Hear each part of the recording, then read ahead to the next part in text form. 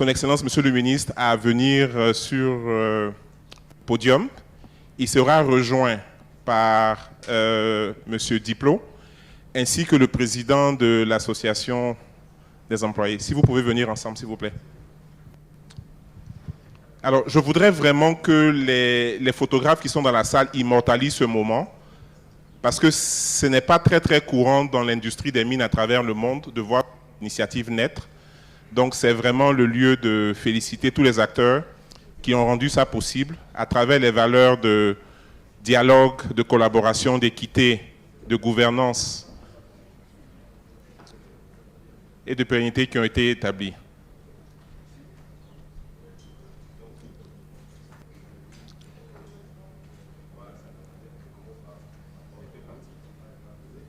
Bon, donc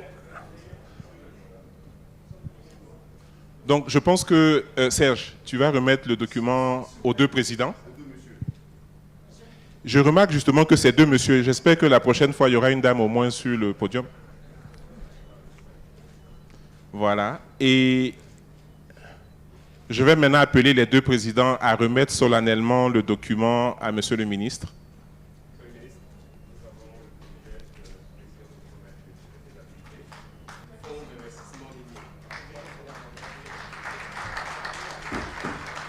Applaudissez un peu plus fort, s'il vous plaît.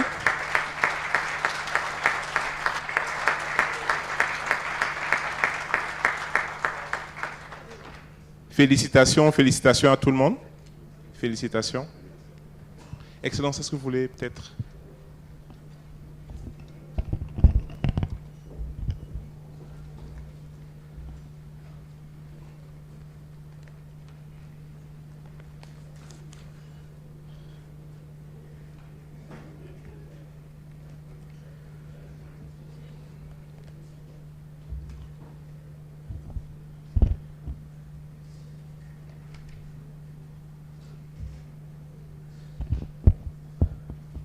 Très bien, j'espère que vous n'avez pas trop chaud.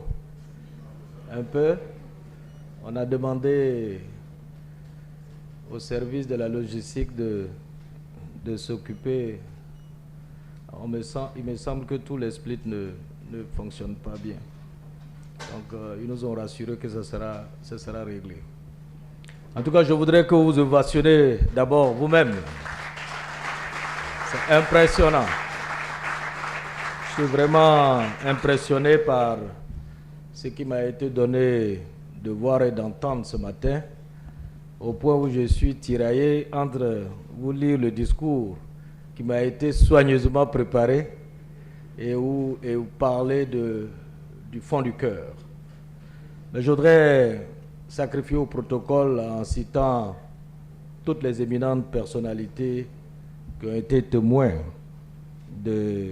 du lancement de ce fonds, parce qu'en effet, nous sommes en train collectivement d'écrire l'histoire de notre industrie minière. Mesdames et messieurs les directeurs de cabinet, madame le chef de cabinet, mesdames et messieurs les directeurs généraux, directeurs centraux de l'administration publique, monsieur le président de la Fédération des chambres des mines de la CEDEAO, monsieur le directeur exécutif de la Confédération centrale des entreprises de Côte d'Ivoire, représentant le président de la CGECI, chers frères, monsieur le président du groupement professionnel des miniers de Côte d'Ivoire, GPMC, Diplot, que je vous demande d'ovationner.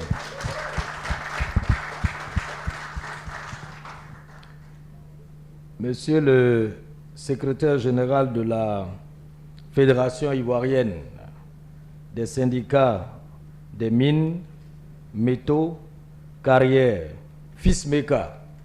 Merci, Monsieur le Président. Monsieur Serge Thiemele, le directeur de First Capital qui a fait cette étude, je voudrais vraiment qu'on l'ovationne. Il est là. Où c'est qu'il est? Il est tellement discret. Merci beaucoup, Serge. Mesdames et messieurs les représentants des chambres des mines sœurs de la sous-région, et bien entendu, notre talentueux modérateur, M. Eric, que je vous demande d'acclamer.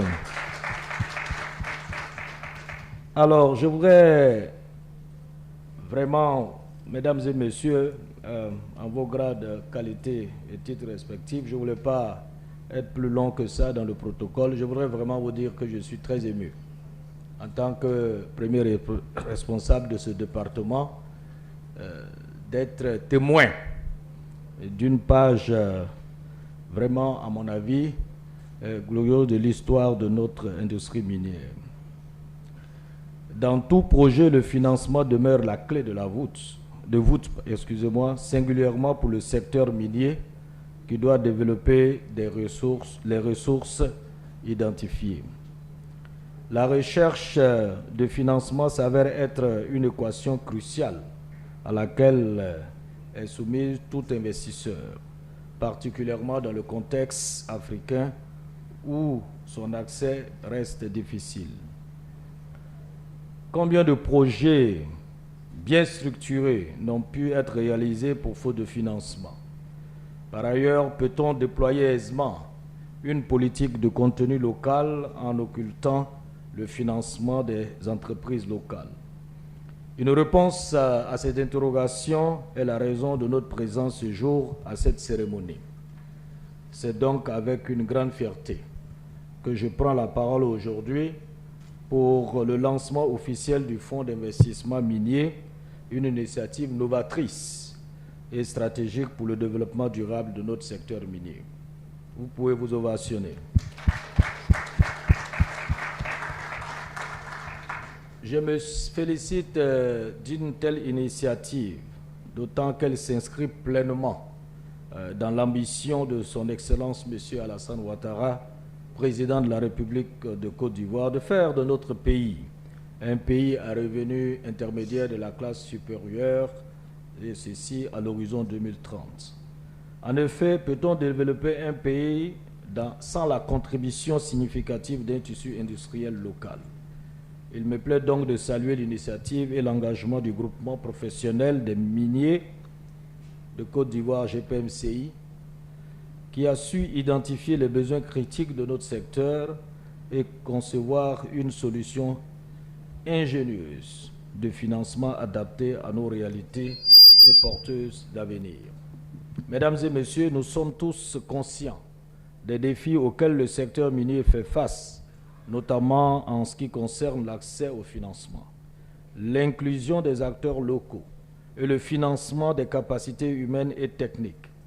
Ainsi, le Fonds d'investissement minier se positionne comme une réponse innovante et stratégique à ces défis, en mettant en place un mécanisme participatif capable de mobiliser les ressources des salariés, des entreprises minières et des institutions financières pour soutenir les initiatives locales.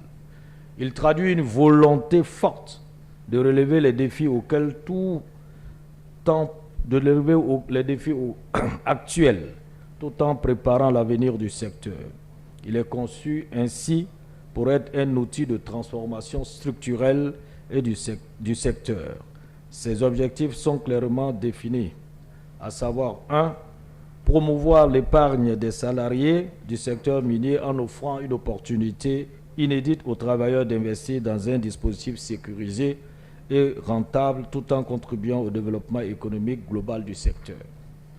En deuxième position, de renforcer l'accès au financement pour les entreprises locales et leurs sous-traitants, ce qui favorisera la croissance d'un tissu industriel robuste et compétitif. En 3, soutenir la formation, la recherche et l'innovation, 3 piliers indispensables pour garantir la durabilité et la compétitivité du secteur.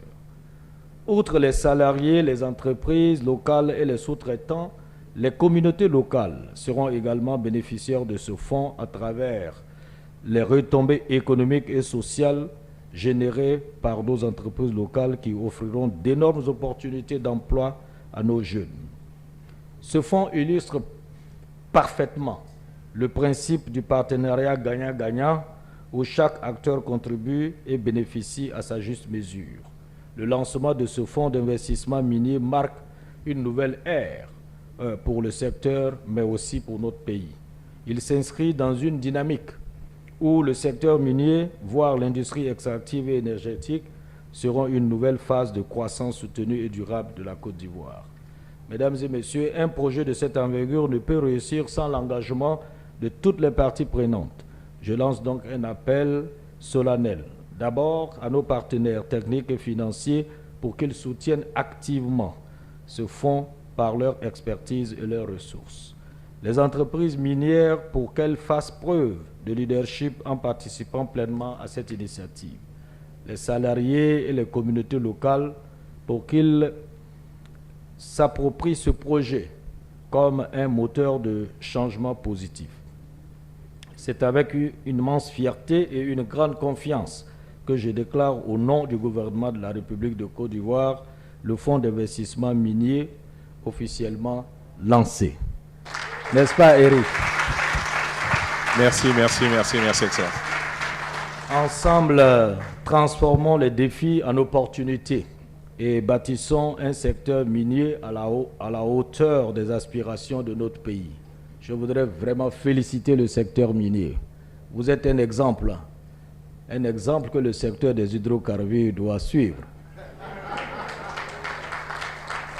Oui, parce que vous avez réussi à mettre en place une convention collective. Le temps qu'eux ils fassent leur convention collective, vous êtes à un autre niveau.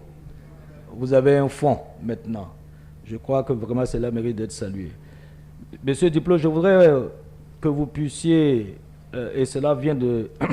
votre allocution me l'a inspiré. Je pense que les communautés locales de développement minier, il faut peut-être voir s'il n'y a pas quelque chose aussi à faire à leur niveau pour les aider à se constituer en coopérative et avoir une épargne qui peut leur permettre d'avoir des autorisations d'exploitation en semi-industriel et artisanal. Je pense que ça pourrait leur permettre de multiplier leurs revenus aussi. Je vous remercie de votre aimable attention. Merci. Excellence, merci infiniment. Donc, merci Excellence, merci. Félicitations encore une fois.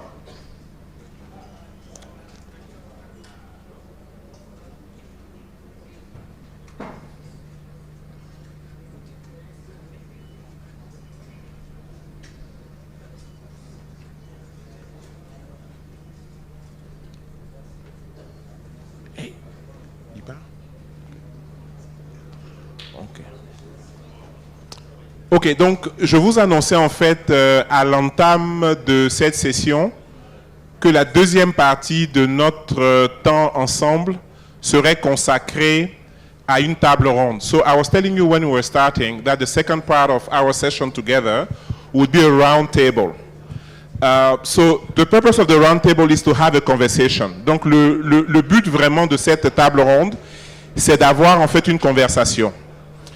Donc l'idée, c'est pas seulement d'avoir des acteurs en fait sur l'estrade qui vont en fait vous donner des éléments de langage, c'est plutôt d'essayer réellement d'échanger.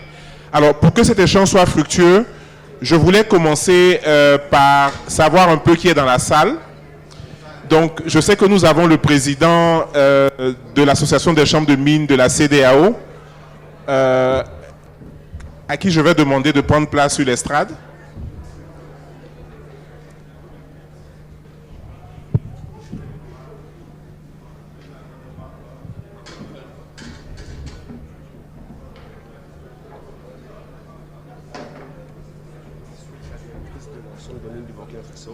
Ok.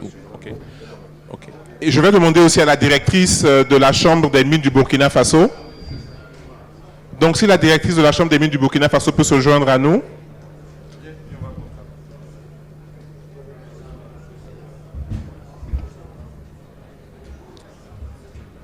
Donc, la directrice, s'il vous plaît, si vous pouvez venir sur l'estrade. Prenez place, s'il vous plaît. Si on peut avoir des micros baladeurs pour nos panélistes.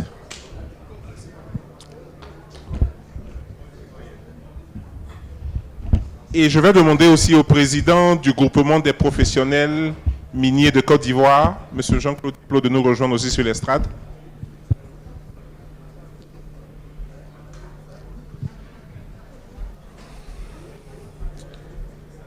Est-ce qu'on pourrait avoir des micro-baladeurs pour nos panélistes, s'il vous plaît? On n'a pas d'autres.